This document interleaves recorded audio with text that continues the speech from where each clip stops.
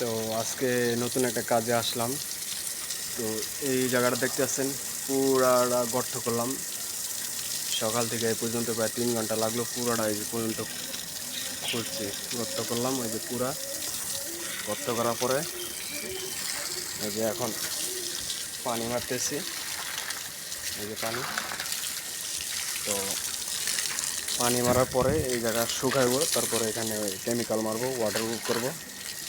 আজকের কাজ হলো এটা। এই যে দেখতে পাচ্ছেন এই জায়গাটা পুরাটা। আজকের কাজ হলো যে এটা, সকাল থেকে এটা করতেছি। 3 ঘন্টা লাগলো এটা পুরা গর্ত করতে।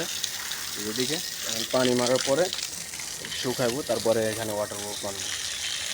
বিদেশে ভাই কাজের কোনো ঠিক নাই, এক এক দিন এক এক ধরনের কাজ।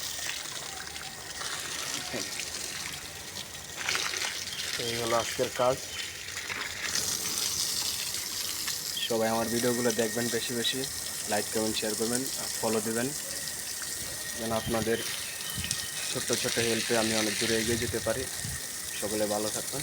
আল্লাহ হাফিজ।